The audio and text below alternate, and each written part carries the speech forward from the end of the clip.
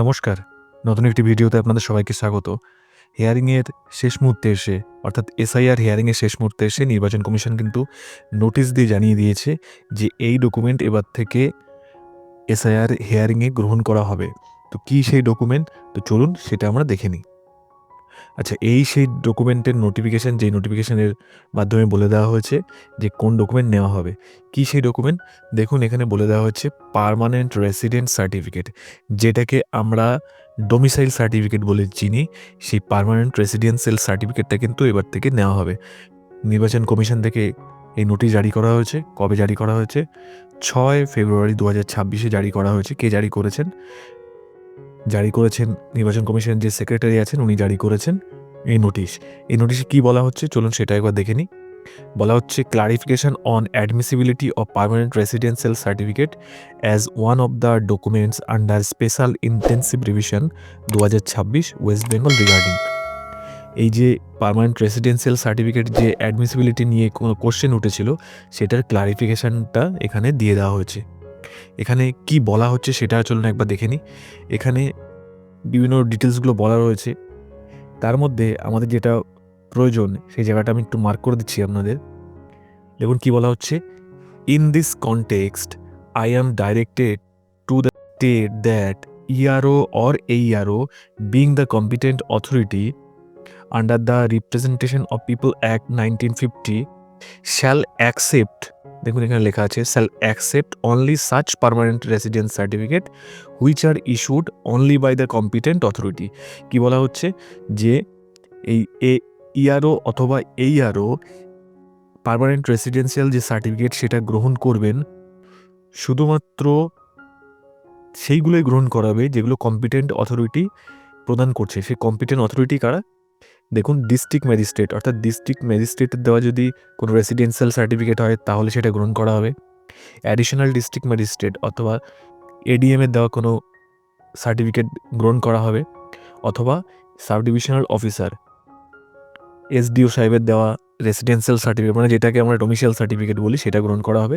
Collector, কলকাতার ক্ষেত্রে কালেক্টরের দেওয়া সার্টিফিকেট গ্রহণ করা হবে।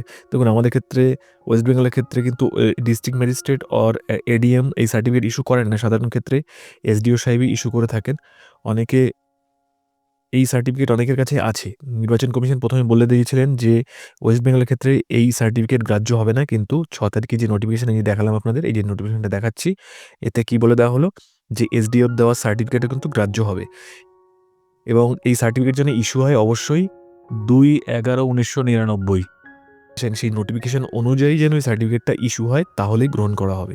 এবার কোশ্চেন হতে পারে যে হিয়ারিংয়ের শেষ মুহূর্তে এসে আমরা এই সার্টিফিকেট নিয়ে কী করব? এরকম একটা কোশ্চেন হতে পারে। দেখুন, এই সার্টিফিকেটটার জন্য যদি আপনি আবেদন করেন এবং সার্টিফিকেট আপনার কাছে থাকে, তাহলে তো কোনো সমস্যা নেই।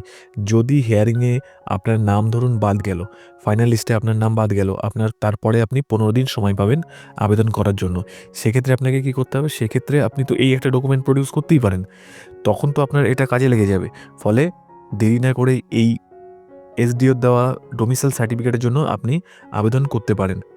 কীভাবে আবেদন করবেন সেটা যদি আপনি জানতে চান, তাহলে কমেন্টে জানাতে পারেন। আমি ভিডিও বানিয়ে আপনাদেরকে দেখিয়ে দেব। আমার মতামত, আপনারা অবশ্যই এই ডোমিসাইল সার্টিফিকেটের জন্য আবেদন করুন। হয়তো অ্যাপ্রুভাল হতে সময় লাগবে একটু, কারণ সবাই আবেদন করবেন। তবুও আবেদনটা করে রাখুন। ভবিষ্যতে যদি কোনো রকম প্রবলেম হয় এবং তখন যদি সার্টিফিকেটটা অ্যাপ্রুভ হয়ে যায়, সেই সার্টিফিকেট নিয়ে আপনি আবেদন করতে পারবেন। কারণ ফাইনাল লিস্ট পাবলিশ হওয়ার 15 দিন পরে 15 দিনের মধ্যে আপনি আবার 6 নাম্বার ফিল আপ করে আবেদন করতে পারবেন। কোথায় আবেদন করবেন সেটাও একটু আপনাকে বলে দিই।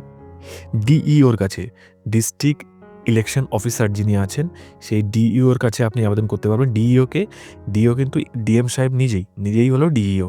তার কাছে আপনি আবেদন করতে পারবেন। যদি উনি আবেদনটা রিজেক্ট করেন, তাহলে কিন্তু আপনি তখন সিইওর কাছে আবেদন করতে পারবেন সরাসরি। চিফ ইলেকটরাল যে অফিসার আছে আমাদের ওয়েস্ট বেঙ্গলের ক্ষেত্রে, তার কাছে আপনি আবেদন করতে পারবেন। তখন আবেদন করার সময় আপনার এই ডকুমেন্টগুলো লাগবে। ফলে আপনি এই আবেদনটা করেই দেখুন। কোন সময় কাজে লাগে তার নেই ঠিক। বিভিন্ন ডকুমেন্ট আপনি দেখতেই পাচ্ছেন যে কোনটা কোন সময় কাজে লাগছে। ফলে আপনি এটা আবেদন করে রাখুন। তাহলে এই ছিল আজকের ভিডিও। যদি ভিডিওটা ভালো লাগে তো লাইক করবেন। যদি কোনো কোশ্চেন থাকে তাহলে জানাতে পারেন। আর চ্যানেলটি সাবস্ক্রাইব করে পাশে থাকবেন। ধন্যবাদ।